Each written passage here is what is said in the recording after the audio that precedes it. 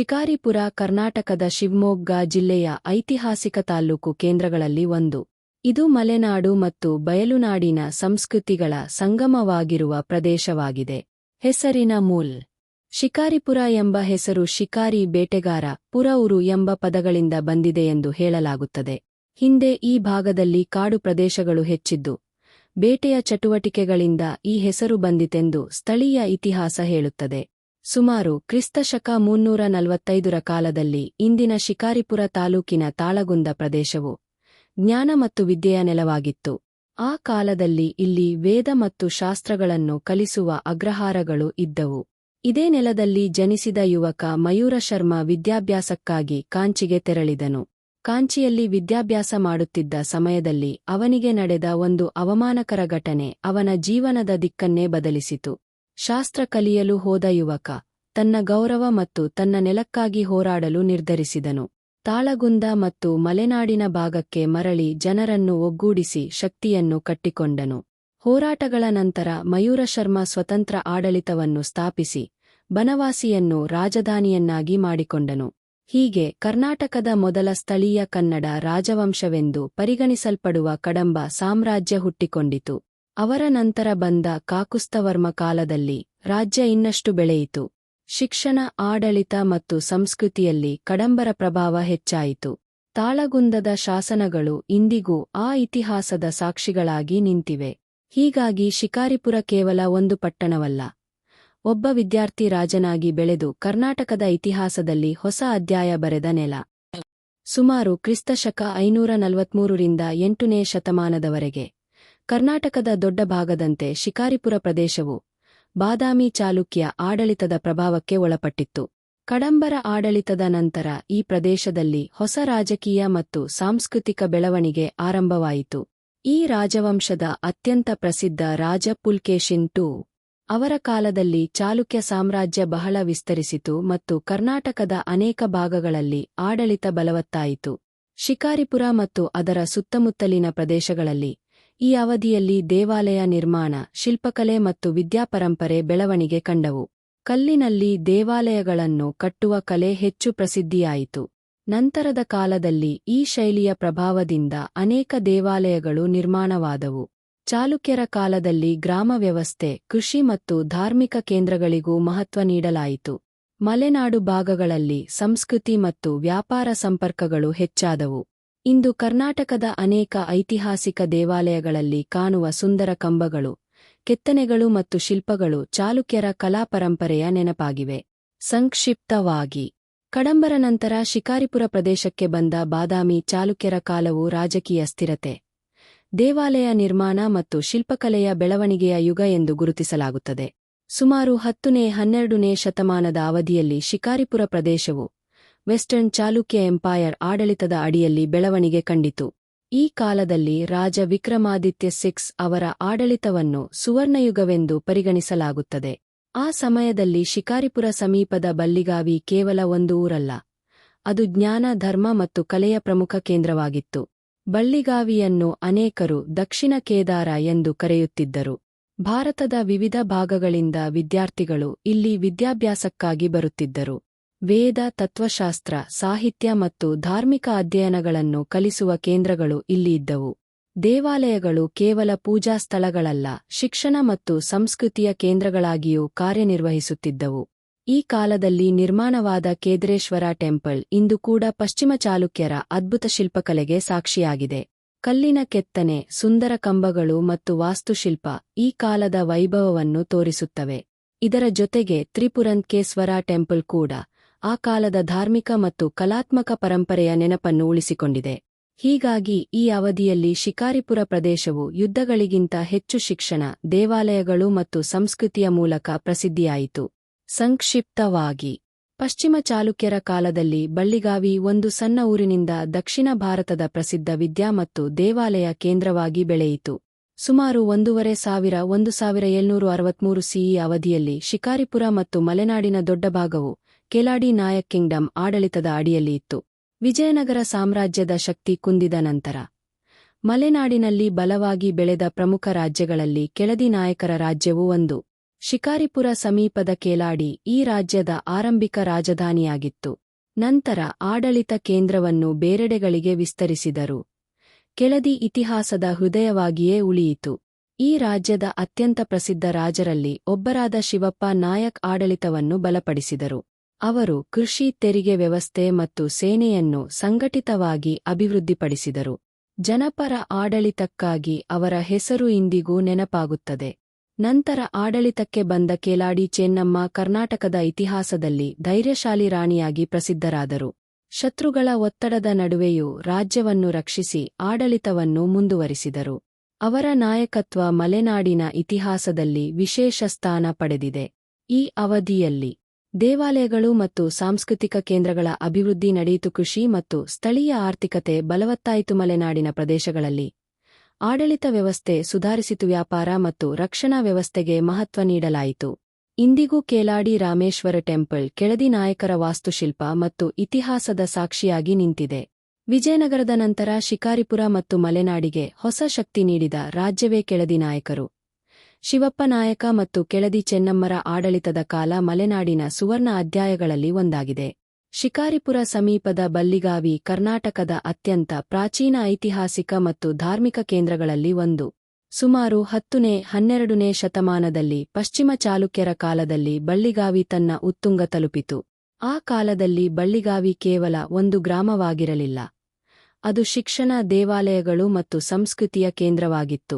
ದೇಶದ ಬೇರೆ ಭಾಗಗಳಿಂದ ವಿದ್ಯಾರ್ಥಿಗಳು ಮತ್ತು ಪಂಡಿತರು ಇಲ್ಲಿ ಬರುತ್ತಿದ್ದರು. ಆದ್ದರಿಂದ ಇದನ್ನು ದಕ್ಷಿಣ ಕೇದಾರ ಎಂದು ಕರೆಯಲಾಗುತ್ತಿತ್ತು. ಬಳ್ಳಿಗಾವಿಯ ಪ್ರಸಿದ್ಧ ದೇವಾಲಯಗಳಲ್ಲಿ ಪ್ರಮುಖವಾದುದು ಕೇದಾರೇಶ್ವರ ಟೆಂಪಲ್. ಈ ದೇವಾಲಯವು ಪಶ್ಚಿಮ ಚಾಲುಕ್ಯರ ವಾಸ್ತುಶಿಲ್ಪದ ಅದ್ಭುತ ಉದಾಹರಣೆ. ಈ ದೇವಾಲಯದ ವಿಶೇಷತೆಗಳು: ಕಲ್ಲಿನಲ್ಲಿ ಅತ್ಯಂತ ಸೂಕ್ಷ್ಮ ಕೆತ್ತನೆ, ಸುಂದರವಾಗಿ ರೂಪಿಸಿದ ಕಂಬಗಳು, ನಕ್ಷತ್ರಾಕಾರದ ವಿನ್ಯಾಸದ ಪ್ರಭಾವ, ಶಿವನಿಗೆ ಸಮರ್ಪಿತ ಪ್ರಾಚೀನ ದೇವಾಲಯ, ಚಾಲುಕ್ಯ ಮತ್ತು ಹೊಯ್ಸಳ ಶೈಲಿಗಳ ಮಿಶ್ರ ವಾಸ್ತುಕಲೆ. ಇದಲ್ಲದೆ ತ್ರಿಪುರಂತಕೇಶ್ವರ ಟೆಂಪಲ್ ಕೂಡ ಬಳ್ಳಿಗಾವಿಯ ಐತಿಹಾಸಿಕ ವೈಭವವನ್ನು ತೋರಿಸುತ್ತದೆ. ಇಂದು ಬಳ್ಳಿಗಾವಿಗೆ ಹೋದರೆ 1000 ವರ್ಷಗಳ ಹಿಂದಿನ ಕರ್ನಾಟಕದ ಕಲೆ, ಧರ್ಮ ಮತ್ತು ಶಿಕ್ಷಣದ ವೈಭವವನ್ನು ಅನುಭವಿಸಬಹುದು.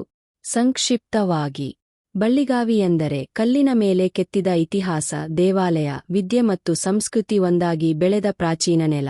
ಶಿಕಾರಿಪುರ ಸಮೀಪದ ಬಳ್ಳಿಗಾವಿಯಲ್ಲಿರುವ ತ್ರಿಪುರಂತಕೇಶ್ವರ ಟೆಂಪಲ್ ಕರ್ನಾಟಕದ ಪ್ರಾಚೀನ ಶಿವ ದೇವಾಲಯಗಳಲ್ಲಿ ಒಂದಾಗಿದೆ. ಈ ದೇವಾಲಯವು ಸುಮಾರು 11ನೇ, 12ನೇ ಶತಮಾನದಲ್ಲಿ ಪಶ್ಚಿಮ ಚಾಲುಕ್ಯರ ಕಾಲದಲ್ಲಿ ಅಭಿವೃದ್ಧಿ ಹೊಂದಿದ ಧಾರ್ಮಿಕ ಮತ್ತು ವಾಸ್ತುಶಿಲ್ಪ ಪರಂಪರೆಯ ಭಾಗವೆಂದು ಪರಿಗಣಿಸಲಾಗುತ್ತದೆ. ತ್ರಿಪುರಾಂತಕೇಶ್ವರ ಎಂಬ ಹೆಸರು ತ್ರಿಪುರಾಸುರರನ್ನು ಸಂಹರಿಸಿದ ಶಿವನ ರೂಪವಾದ ತ್ರಿಪುರಾಂತಕ ಎಂಬ ಅರ್ಥವನ್ನು ಸೂಚಿಸುತ್ತದೆ. ಆದ್ದರಿಂದ ಈ ದೇವಾಲಯ ಶಿವನ ವಿಜಯ ಮತ್ತು ಶಕ್ತಿಯ ಸಂಕೇತವಾಗಿ ಕಾಣಲಾಗುತ್ತದೆ. ಬಳ್ಳಿಗಾವಿ ಆ ಕಾಲದಲ್ಲಿ ಕೇವಲ ದೇವಾಲಯಗಳ ಊರಲ್ಲ, ಅದು ವಿದ್ಯಾ ಮತ್ತು ಸಂಸ್ಕೃತಿಯ ಕೇಂದ್ರವಾಗಿತ್ತು. ದೇವಾಲಯಗಳು ಪೂಜಾ ಸ್ಥಳಗಳ ಜೊತೆಗೆ ಪಂಡಿತರ ಚರ್ಚೆ, ಶಿಕ್ಷಣ ಮತ್ತು ಸಾಮಾಜಿಕ ಚಟುವಟಿಕೆಗಳ ಕೇಂದ್ರಗಳಾಗಿಯೂ ಕಾರ್ಯನಿರ್ವಹಿಸುತ್ತಿದ್ದವು. ಈ ದೇವಾಲಯದ ವಿಶೇಷತೆಗಳು: ಕಲ್ಲಿನ ಸೂಕ್ಷ್ಮ ಕೆತ್ತನೆಗಳು, ಪಶ್ಚಿಮ ಚಾಲುಕ್ಯ ಶೈಲಿಯ ವಾಸ್ತುಕಲೆ, ಶಾಂತ ಮತ್ತು ಐತಿಹಾಸಿಕ ವಾತಾವರಣ, ಶಿವನ ಆರಾಧನೆಯ ಪ್ರಾಚೀನ ಪರಂಪರೆ. ಇಂದು ಈ ದೇವಾಲಯ ಬಳ್ಳಿಗಾವಿಯ 1000 ವರ್ಷದ ಇತಿಹಾಸ ಮತ್ತು ಧಾರ್ಮಿಕ ಪರಂಪರೆಯನ್ನು ನೆನಪಿಸುವ ಅಮೂಲ್ಯ ಸ್ಮಾರಕವಾಗಿದೆ.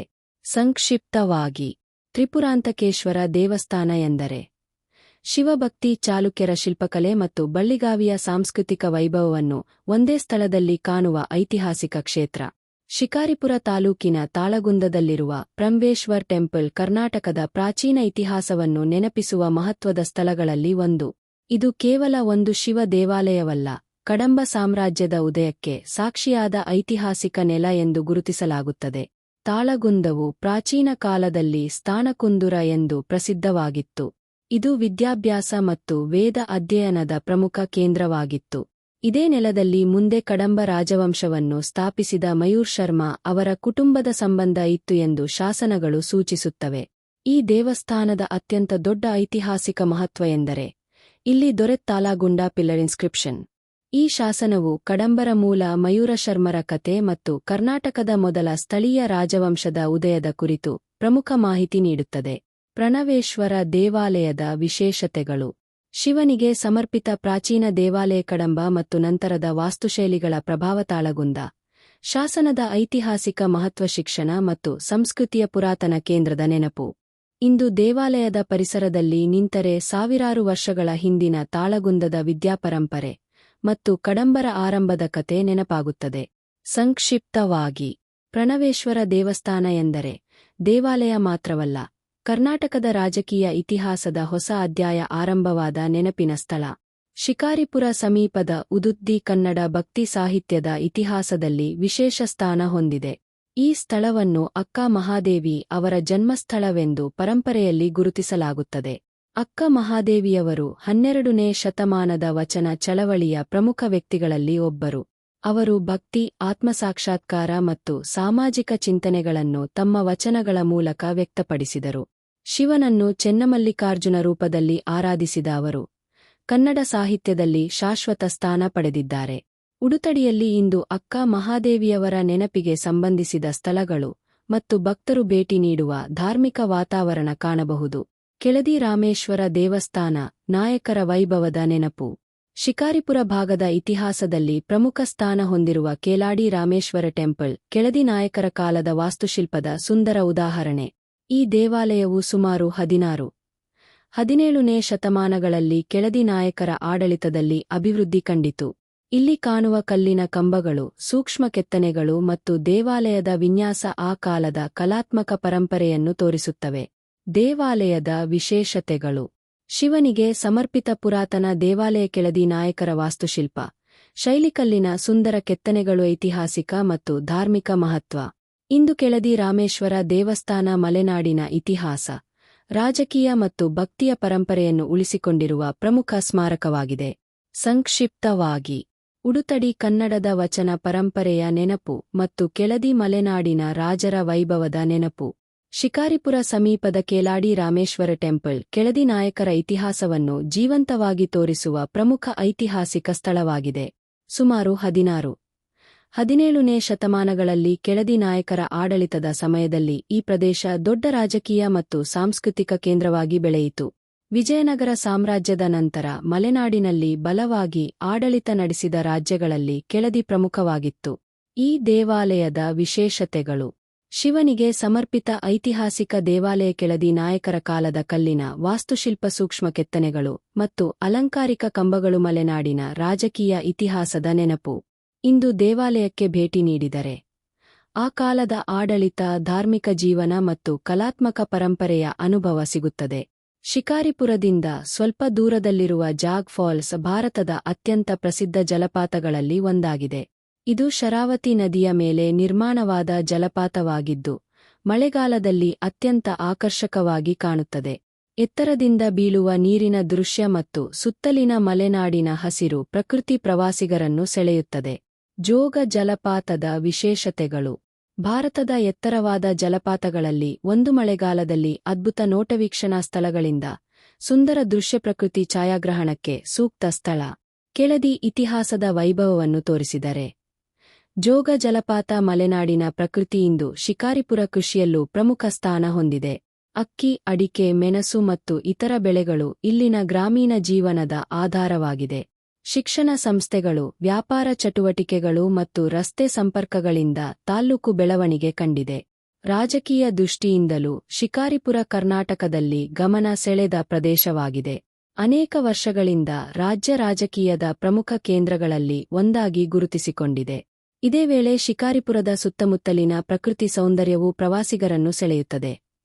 ಒಂದು ಕಡೆ 1000 ವರ್ಷದ ದೇವಾಲಯಗಳು, ಮತ್ತೊಂದು ಕಡೆ ಮಲೆನಾಡಿನ ಹಸಿರು, ಇನ್ನೊಂದು ಕಡೆ ಸಮೀಪದ ಜಾಗ್ ಫಾಲ್ಸ್ನಂತಹ ಪ್ರಕೃತಿ ವೈಭವ. ಸಂಕ್ಷಿಪ್ತವಾಗಿ, ಶಿಕಾರಿಪುರ ಎಂದರೆ ಒಂದು ಊರಿನ ಹೆಸರು ಮಾತ್ರವಲ್ಲ, ಕಡಂಬರ ಕನಸು, ಚಾಲುಕ್ಯರ ಕಲೆ, ಅಕ್ಕ ಮಹಾದೇವಿಯ ಆತ್ಮ, ಕೆಳದಿ ನಾಯಕರ ವೈಭವ ಮತ್ತು ಇಂದಿನ ಮಲೆನಾಡಿನ ಬದುಕು ಒಂದಾಗಿ ಬೆರೆತಿರುವ ಐತಿಹಾಸಿಕ ನೆಲ.